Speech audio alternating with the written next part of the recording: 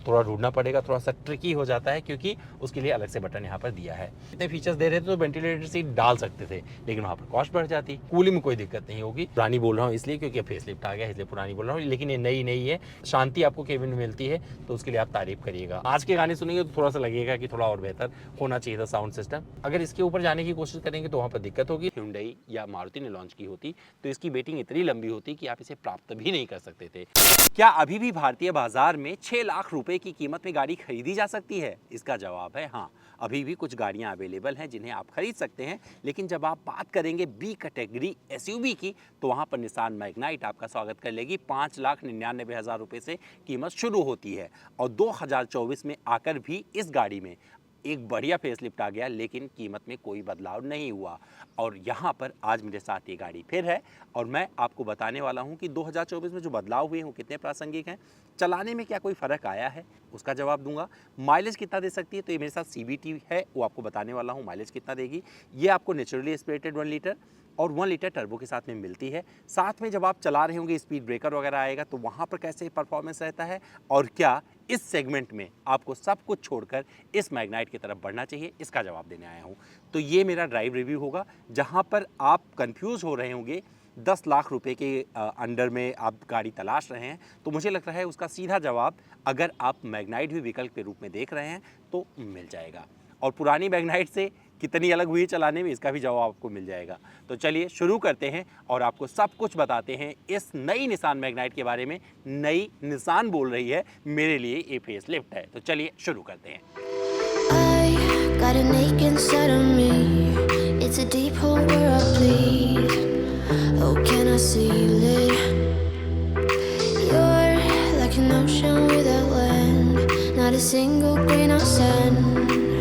I'm drifting on it. So cold.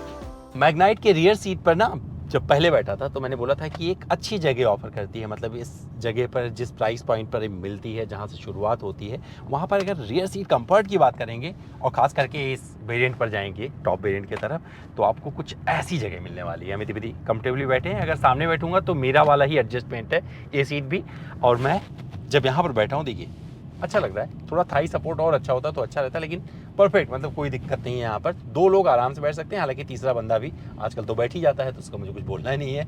AC went मिल जाता है, C type charging port पीछे मिल जाता है, आगे C टाइप चार्जिंग पोर्ट नहीं मिलता है। लाइट यहाँ भी मिल जाएगी, सामने भी मिल जाएगी टॉप वेरिएंट में। एडजस्टेबल हेडरेस्ट दोनों मिलते हैं और ये काफ़ी कंफर्टेबल है। देख सकते हैं विधि कैसे बैठे हैं, हालांकि इस सीट को और ज़्यादा पीछे आप नहीं कर सकते, तो यहीं पर बनी रहेगी और ये ठीक है, थोड़ी सी अपराइट है। तो लंबी दूरी की यात्रा अगर मुझसे पूछेंगे कितना करना चाहूँगा तो मैं इसे सिटी में 40-50 किलोमीटर चल जाऊँगा, इससे ज़्यादा मेरे से उम्मीद मत करना। और ये कंफर्टेबल रहती है इस लिहाज से।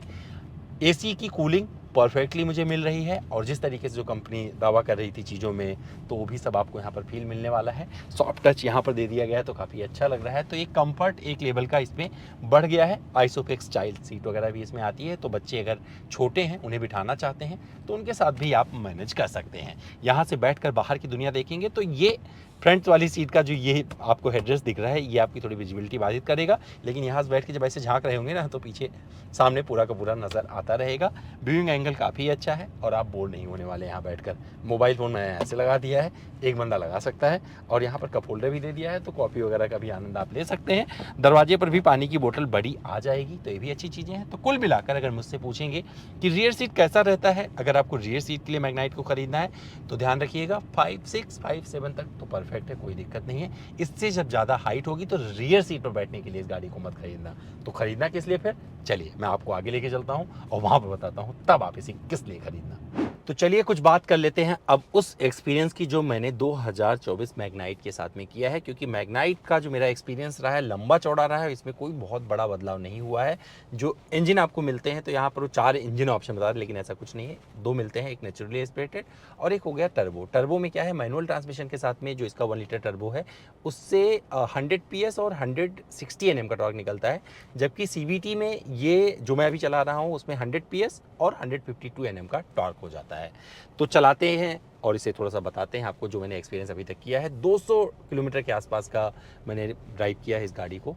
माइलेज टेस्ट अलग से नहीं कर रहा हूँ इस CVT के साथ में, तो बहुत सारी चीज़ें जो मैंने और एक्सपीरियंस की है वो आपसे साझा करते हैं। तो थोड़ा आगे बढ़ने से पहले आपको बता देता हूँ कि जो वेरिएंट है वो एक तो नाम उसका रट्टा लगा लीजिए, वो बहुत ज़रूरी है। तो सबसे पहले वेरिएंट का आपको एक बार रिपीट कर देते हैं तो थोड़ा गाड़ी और चलाते हैं। तो अगर वेरिएंट की बात करें तो ये गाड़ी विजिया, विजिया प्लस, एसेंटा और इसके बाद में एन कनेक्टा और टेक्ना प्लस, ये इसके वेरिएंट इस तरीके से प्रोनाउंस होंगे। तो टेक्ना प्लस जो है वो है इसका टॉप वेरिएंट, तो वो आपको याद रहेगा। बहुत सारी चीज़ें जानना ज़रूरी है। इसके अलावा अगर और अन्य फीचर्स की बात करेंगे, ऑलरेडी अपने वॉक अराउंड में जिक्र किया था, और इसमें अगर मैं वैसे थोड़ा आपको बताऊं तो जो रोड प्रेजेंस है थोड़ा सा इस रंग की वजह से काफ़ी बेहतर लग रहा है, और जो आपको ये फ्रंट फेसिया मिल रहा है उसमें थोड़ा सा चेंजेस आए हैं, जिसकी वजह से थोड़ा सा इसमें एक अलग ट्रीटमेंट ऐड हुआ है, एक अलग एलिमेंट समझ में आता है और लोग थोड़ा सा मुड़ के देखते हैं। खास करके वो जो मैग्नाइट चला रहे हैं तो उनको देख रहा था तो बड़े आराम से मुड़ के देख रहे थे। 16 इंच का जो ड्यूअल टोन यहाँ पर आपको मिलता है, अलॉय व्हील भी काफ़ी अच्छा है और परफेक्टली अपना काम कर रहा है। साइड से भी काफ़ी अच्छी लगती है। रियर में आपको जो टेल लैंप दिया गया है उसमें बदलाव किए गए हैं, वो भी अलग से झलक जाते हैं। तो कुल मिलाकर ये मोटे मोटे चेंजेस हैं। अंदर आएंगे तो बहुत सारे चेंजेस है, उसका जिक्र ऑलरेडी कर रखा है। सीटें चेंज है, यहाँ पर देखेंगे जिस तरीके की सीट दी गई है, और जो इंस्ट्रूमेंट क्लस्टर है जिस तरीके का मैग्नाइट में नज़र आता था पुरानी वाले में, उससे थोड़ा सा चेंज आपको मिलने वाला है। हालांकि चेंजेस वगैरह सबका वैसे ही करने हैं आपको। जो यहाँ पर आपको क्रूज़ कंट्रोल मिलता है, इस तरफ एक बटन मिलता है, उसी से ऑन ऑफ करना है तो थोड़ा ढूंढना पड़ेगा, थोड़ा सा ट्रिकी हो जाता है क्योंकि उसके लिए अलग से बटन यहाँ पर दिया है। जो स्टीयरिंग का फीडबैक है काफ़ी अच्छा रहता है, जो मैंने चलाया है उस हिसाब से आपको बता रहा हूँ। AC की कूलिंग भी बहुत अच्छी है, 1 लीटर के हिसाब से परफेक्ट लगता है। और जब मैंने इसे 0 to 100 करके देखा तो जिस तरीके का मतलब 1 लीटर के साथ में आपको परफॉर्मेंस मिलना चाहिए वो उभार कर देती है और वहाँ पर मज़ा आता है। तो आराम से CVT के साथ स्मूथली आप उस रफ्तार को पकड़ते हैं जो आपके दिल में चाहत होती है। हालांकि जो नॉर्मल सिटी एवरेज स्पीड होती है उसके हिसाब से तो कोई कंप्लेन आप इस गाड़ी से नहीं कर पाओगे। सिटी कंडीशन में आराम से चलती है, बम्पर टू बम्पर का बढ़िया से सामना करती है। वहाँ पर एक चीज़ मिस करोगे कि जब इतने फीचर्स दे रहे थे तो वेंटिलेटर सीट डाल सकते थे, लेकिन वहाँ पर कॉस्ट बढ़ जाती क्योंकि कीमत तो 6 लाख से शुरू होती है। तो उस हिसाब से उन्होंने कुछ चीज़ों को बचाया है, लेकिन जो फीचर्स दिए गए हैं वो काफ़ी परफेक्ट हो पड़े हैं। यहाँ पर आपको 360 सराउंड व्यू मॉनिटर मिल जाता है, काफ़ी अच्छे से काम करता है। तो जब आप ट्रैफिक में चल रहे हो, कुछ ना नज़र ना आ रहा हो और आसपास देखना है तो इसे दबाइएगा, सब कुछ आपको दिखा देता है, बहुत ही क्लियर रहता है और ये चीज़ अच्छी इसमें दी गई है। ये सीटें बहुत अच्छी है, टच एंड फील बहुत अच्छा है। आर्मरेस्ट यहाँ पर दिया गया है, ये भी काफ़ी अच्छा लग रहा है। यूटिलिटी स्पेसेस वगैरह काफ़ी अच्छे इस गाड़ी में मिल जाते हैं। साथ में आप फ़ोन वगैरह यहाँ से उठा सकते हैं अगर कोई फ़ोन आ गया। AC वेंट की पोजीशनिंग बहुत अच्छी रखी गई है, तो जिस तरीके से अगर बात करेंगे कि भैया कूलिंग कैसी रहेगी तो कूलिंग में कोई दिक्कत नहीं होगी और ये पुराने की तरह ही है, इसमें कोई नया नहीं है। पुराने से डिफरेंस क्या आपको फील होगा चलाने में उसका भी जिक्र कर देते हैं। फीचर्स तो आपको बहुत सारे मतलब भर भर के इन्होंने दिए हैं बिना कीमत ऐड किए, तो उसकी तो तारीफ़ करनी पड़ेगी। लेकिन अन्य चीज़ों की अगर बात करें कि फील क्या है आता है अगर आप पुरानी मैग्नाइट चला चुके हैं, जैसे मैंने 20,000 किलोमीटर से ज़्यादा का पुरानी मैग्नाइट का एक्सपीरियंस किया था।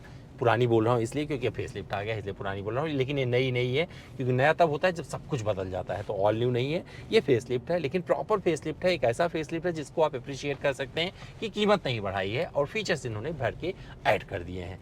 तो भैया पुराना जब मैं चला रहा था तो जब किसी स्पीड ब्रेकर से निकलता था तो क्या होता था, खटाक की आवाज़ आती थी और एक अनप्रेडिक्टेबल हो जाता था जो ड्राइव कर रहा होता था। पता नहीं क्यों इसमें कैसे मैनेज किया है कि ये थोड़ा सा बेटर लगती है और ये प्रिसाइज लगती है जब आप ड्राइव कर रहे होते हैं। जब कहीं से टर्न वगैरह ले रहे होते हैं तो वहाँ पर ये थोड़ी सी चिपक के मतलब आपको एक कॉन्फिडेंस देती है, वो भी अच्छा लगता है। स्टीयरिंग फीडबैक बहुत बेहतर लग रहा है, तो स्टीयरिंग पर काफ़ी अच्छा काम हुआ है और वो सॉलिड आपको फील होने वाला है।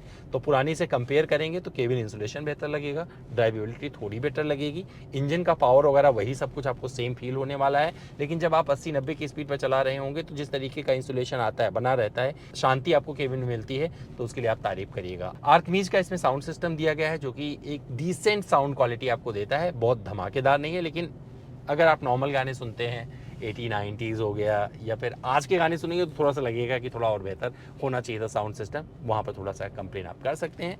एंड्रॉयड ऑटो, एप्पल कारप्ले पहले भी आता था, वायरलेस था, अभी भी आपको आता है। कोई ये अच्छी चीज़ इसमें आप तारीफ़ कर सकते हैं। और यहाँ पर आपको वायरलेस चार्जिंग पोर्ट मिल जाता है। जब आप हाईवे पर होते हैं, परफॉर्मेंस की अगर बात करें तो वहाँ पर आपको 90 से 120 के बीच में मतलब बहुत कुछ खेलने को मिलेगा। अगर इसके ऊपर जाने की कोशिश करेंगे तो वहाँ पर दिक्कत होगी, लेकिन ओवरटेकिंग वगैरह परफेक्ट रहता है। ट्रक वगैरह जो आते हैं 70-80 पर भाग रहे होते हैं, नहीं कि बीच में फंसा देती है।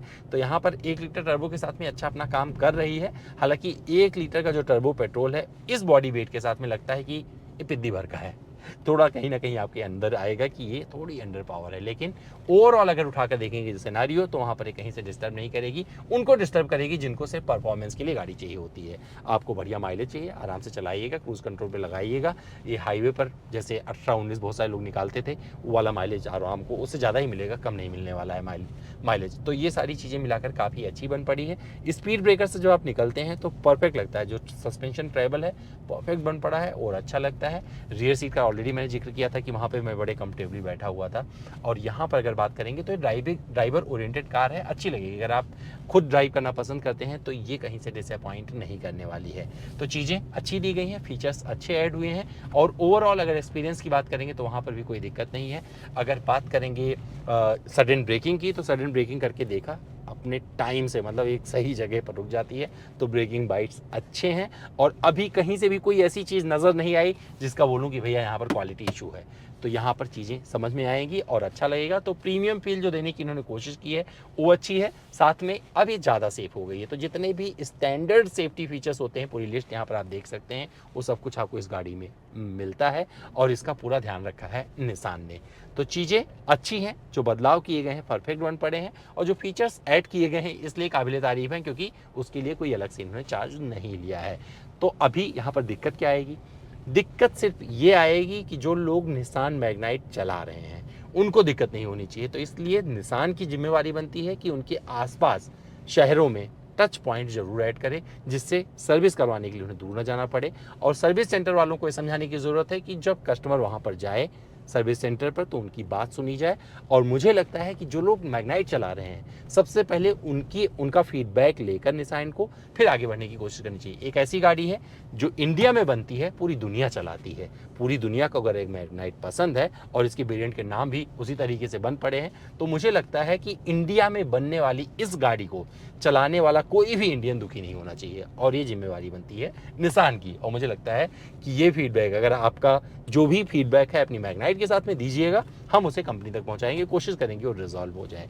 तो अभी जो मैंने एक्सपीरियंस किया था पुरानी मैग्नाइट के आधार पर, मैं आपको बता दूं इससे बहुत सारी चीज़ें अलग फील नहीं होगी, क्योंकि सब कुछ तो वही है, लेकिन जो फीचर्स दिए गए हैं उसकी वजह से आपका एक्सपीरियंस थोड़ा सा अलग हो जाता है। तो कंक्लूजन के तौर पर अमित द्विवेदी क्या बोलेंगे, चलिए थोड़ा सा और चलाते हैं, फिर आपको लेके चलते हैं कंक्लूजन की तरफ। इस निसान मैग्नाइट को मैं चला चुका हूँ काफ़ी कुछ, मतलब 20,000 किलोमीटर से ज़्यादा का एक्सपीरियंस है मेरा इस मैग्नाइट के साथ में। तो इस वाले के साथ नहीं, इस वाले के साथ तो 200 किलोमीटर का है, इससे ज़्यादा नहीं है।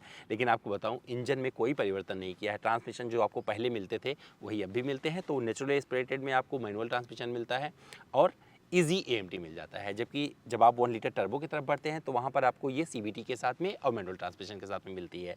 माइलेज 20 तक का दे सकती है और ये अलग अलग माइलेज क्लेम करती है कंपनी। लेकिन आपको बता दूं, जो माइलेज प्रैक्टिकल निकलेगा, जैसे सिटी कंडीशन मैंने चलाया है, तो 14-15 से ज़्यादा आपको माइलेज नहीं मिलने वाला है। और अगर बम्पर टू बम्पर ट्रैफिक में आप चला रहे हैं तो वहाँ पर और माइलेज भूल जाइए, वो 12 तक आ जाएगा। और इसके पहले मैंने माइलेज टेस्ट किया था मैग्नाइट का, तो उस मैग्नाइट के माइलेज टेस्ट को रेफर अभी भी किया जा सकता है, प्रासंगिक है, क्योंकि इंजन में कोई बदलाव नहीं हुआ है, ना ही पावर आउटपुट में कोई चेंज हुआ है। जो चेंजेस हुए हैं वो आपको मिलते हैं फीचर्स के तौर पर। और ये जो आपको लेदराइट सीट और ये सॉफ्ट टचेस मिलते हैं, ये आपका दिल जीतते हैं। लेकिन चलाने में थोड़ा सा फील इस फीचर की वजह से हुआ है या कुछ काम किया गया है, वो फील हो रहा है। तो जब पहले मैग्नाइट में चलाता था तो उसमें क्या होता था, जब स्पीड ब्रेकर से निकलता था तो एक खटाक की आवाज़ आती थी, इसमें नहीं आ रही है। केबिन इंसुलेशन थोड़ी बेहतर लग रहा है। जब आप बम्पर टू बम्पर ट्रैफिक में सिटी में चला रहे होंगे तो वहाँ पर क्या होगा, जो इसका CVT है वो थोड़ा सा आपको अच्छा और ज़्यादा सुकून देने वाला लगेगा। और यहाँ पर चीज़ें कुल मिलाकर आपको जो प्रीमियमनेस है वो एक फील करा देती हैं। लेकिन जब आप इस कीमत की तरफ बढ़ेंगे तब ये सारी फील होगी। किस कीमत की तरफ? 11,66,000 रुपये टॉप वेरिएंट की कीमत आपको मिलने वाली है। 5 ड्यूल टोन मिलता है, 6 मोनोटोन कलर मिल जाते हैं। और इन रंगों के साथ में अगर वास्तविकता उठाकर देखेंगे तो ये है इस गाड़ी की। अगर यही गाड़ी किसी और कंपनी ने, जैसे कि Hyundai या मारुति ने लॉन्च की होती, तो इसकी वेटिंग इतनी लंबी होती कि आप इसे प्राप्त भी नहीं कर सकते थे। और इसका जिक्र कई बार मैंने किया है। तो गाड़ी में ओवरऑल कोई प्रॉब्लम नज़र नहीं आएगी।